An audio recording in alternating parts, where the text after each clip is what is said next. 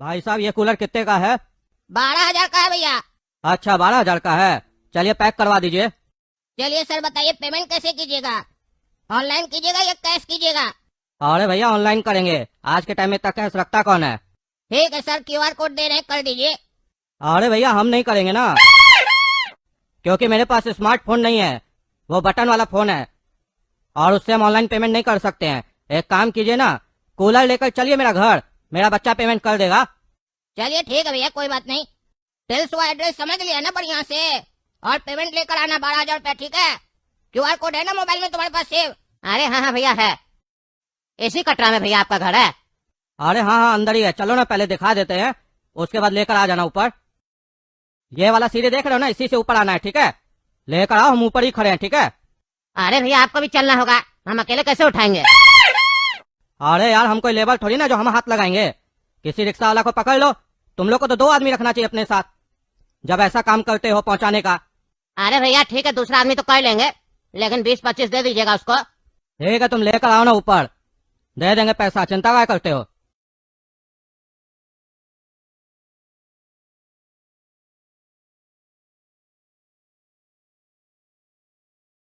अरे कूलर कहाँ गया? कहाँ गया कूलर? क्या चल रहा है यहाँ? कूलर चोरी कर लिया इतना जल्दी? अभी जाके उसको बोलते हम, आपके चक्कर में कूलर चोरी हो गया मेरा। कौन है रे बाबू तुम, काय दरवाजा पीट रहा है इतना है? अरे भैया को बुलाइए ना, कूलर लेके आए थे दुकान से, बाहर रुकवा दिए, बोले घर देखने चलो, उनके चक्कर में कूलर चोरी हो गया। बुलाइए उनको बाहर, सेठ जी हमको मारेगा। कौन सा कूलर, कौन सा भैया? इस घर में सिर्फ हम ही रहते हो अकेले। हम कब आए तुम्हारी दुकान में कूलर लेने के लिए? क्या बकवास कर रहा? सुबह सुबह नशा करके आया क्या? जाओ से। अरे क्या मजाक चल रहा है? अभी भैया आया था कूलर लेके, हमको दिखाया ये मकान, बोला यही कूलर लेके आओ। बाहर गए तो कूलर चोरी हो गया, और अब तुम नाटक कर रहे हो। बुला अपना बेटा को, नहीं तो हड्डी तोड़ देंगे। अरे मेरा कहाँ से बेटा हो सकता है, हम शादी नहीं की अभी तक। बकवास कर रहा है, निकलो यहाँ से, नहीं तो धक्का मार के सीढ़ी से नीचे फेंक देंगे। रंगबाजी करता मेरा एरिया में आके। अरे आपका कहने का क्या मतलब है? ये पूरा कटरा और एरिया आपका है, और आपके सिवा यहाँ कोई नहीं रहता है? अरे हाँ हाँ कोई नहीं रहता, कोई मेरा बेटा नहीं है। यानी वो आदमी चोर था, हमको बेवकूफ बना के चला गया। अब हम सेठ के पास कैसे जाएंगे? सेठ को लगेगा हम चोरी किए, हमको मारेगा। अरे तुम जानो, तुम्हारे सेठ जाने, हमको कैसे सुना रहा है सब कहानी। निकले यहाँ से। अरे चाचा एक बात बताइए ना, आपके पास कैमरा लगा है? लगा है आपका कटरा में कैमरा? हमको देखना है, हम सबूत दिखाएंगे अपना सेठ जी को। अरे कोई कैमरा नहीं लगा, तुम्हारा बाप पैसा नहीं दिया हमको कैमरा लगाने का। भाड़ा तो देता नहीं है दुकान वाला लोग, कैमरा लगाएंगे उस लोग का सिक्योरिटी के लिए। जाए यहाँ से, कोई भी घुस जाता है मेरा कटरा में रोज और दिमाग खराब करता है। अरे तो कटरा काय खोल के रखे है, लॉक करके रखना चाहिए ना, कोई भी घुस जाता है। आपके चक्कर में हमको बेवकूफ बना के चला गया। कटरा बंद रहता तो हम बेवकूफ नहीं बनते, दुकान सब भी बंद पड़ा। अरे अभी नया नया कटरा तो खोले है, 2-3 दुकान वाला लगा था, भाड़ा नहीं दे रहा था सही से, लात मार के निकाल दिए। तुम हमको सिखाएगा हमको अपना एरिया में क्या करना क्या नहीं करना है? मेरा मर्जी, हम खोल के रखेंगे दरवाजा, तो न देख के काम करो।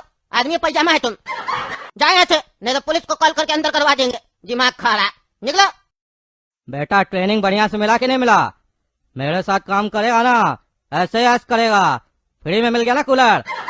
काफी दिन से हम इस कटरा का चक्कर लगा रहे थे, देख रहे थे इसमें ना कोई आता है ना जाता है। फिर मेरे दिमाग में ये आइडिया आया कि ऐसे कूलर मंगवाएंगे और तुमसे चोरी करवाएंगे और हम वहाँ से घसक जाएंगे।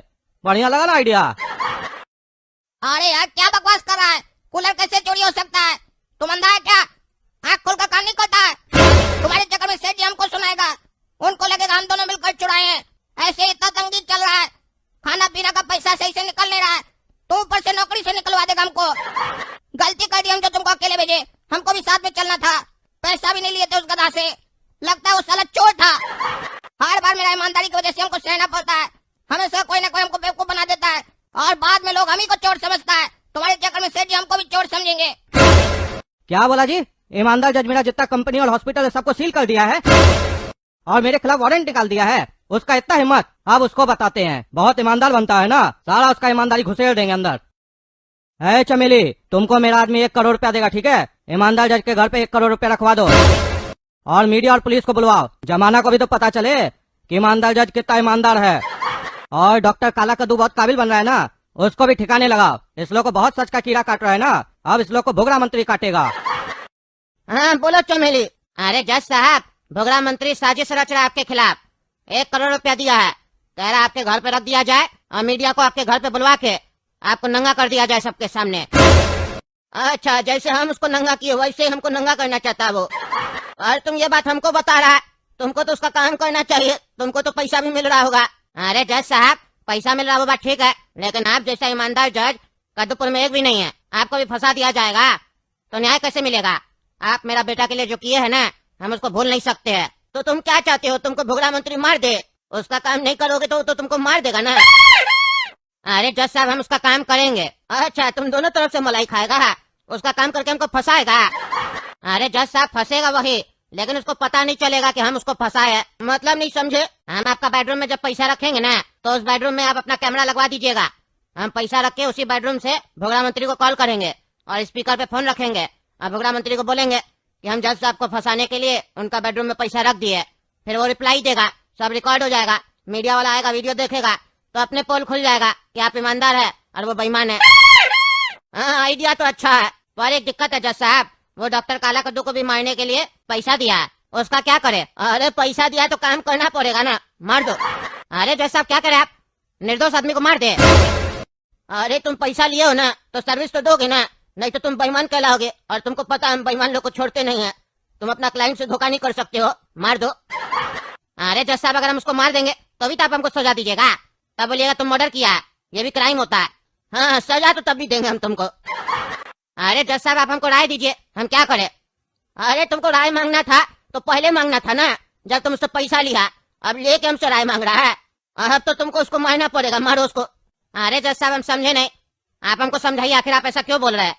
अरे जैसा भुगड़ा मंत्री कर रहा है ना, वैसा ही गेम हम लोग को भी करना है, समझे? वो मीडिया का सहारा ले रहा है ना, हम लोग भी मीडिया का सहारा लेंगे।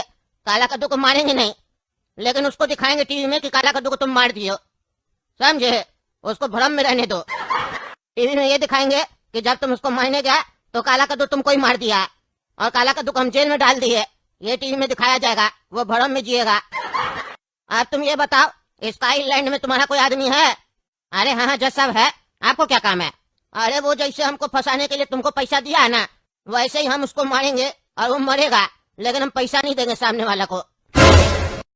अरे जज साहब, आपका काम हो जाएगा, लेकिन एक बात बताइए, आप जज हो के ऐसे किसी को मरवा दीजिएगा? अरे हम तुमको बताए ना, हम कोर्ट में ईमानदार जज है, और बाहर गुंडा के लिए उससे बड़ा गुंडा है, समझे? तभी हमको किसी से डर नहीं लगता है।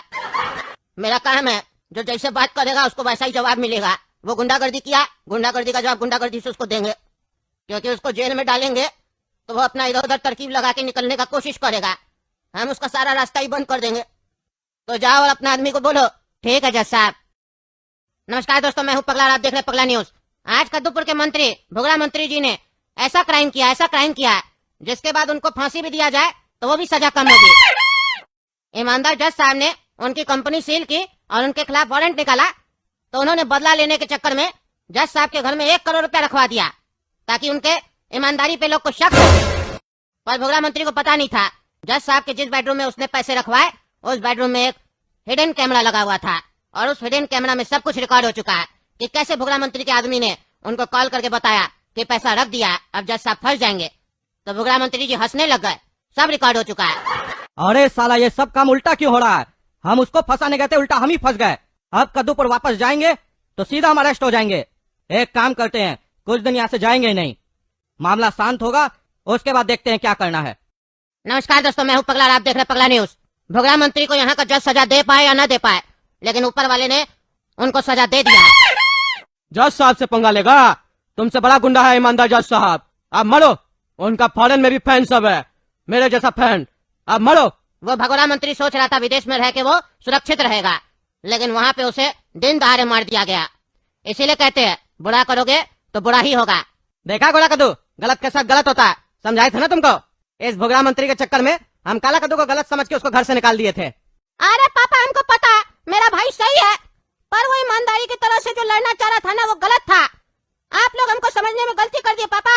हम जानबूझ के काला कद्दू को सजा नहीं दिए थे, जेल नहीं भेजे थे, हम उसको बाहर रखे और बहुत बेइज्जती किए, ताकि वो गुस्से में आके बदला ले और एक अच्छा प्लानिंग बनाए और सबूत इकट्ठा करे। और उसके ऑफिस का जो एक बुढ़ा आदमी उसका मदद किया है ना, उसको भी हम ही बोले थे मदद करने के लिए। काला कद्दू को क्या लगता है उसका भाई गोरा कद्दू बेईमान है, हम ईमानदार है। हम दुश्मन के साथ रहकर उसको मारना जानते हैं। अगर दुश्मन को मारना है तो उसके साथ रहना चाहिए। जितना करीब आपका दुश्मन रहेगा उतना आपका फायदा होगा। ये हम किताब में पढ़े थे। हाँ तो बताओ काला कद्दू, अब तो तुमको इंसाफ मिल गया। तो अगला डॉक्टर जेल में है और बुगरा मंत्री मर चुका है, तुम्हारा केस तो खत्म हो गया। अब बताओ, तुम जो कोर्ट में नाच किया था, डांस किया था, उसका क्या लेना देना इस केस से, ये बताओ। अरे जज साहब, कद्दूपुर का जो कानून है ना, वो अंधा है, ठीक है? क्योंकि कद्दूपुर में गंभीर अपराध को मजाक के रूप में लिया जाता है और मजाक को गंभीर अपराध के रूप में लिया जाता है।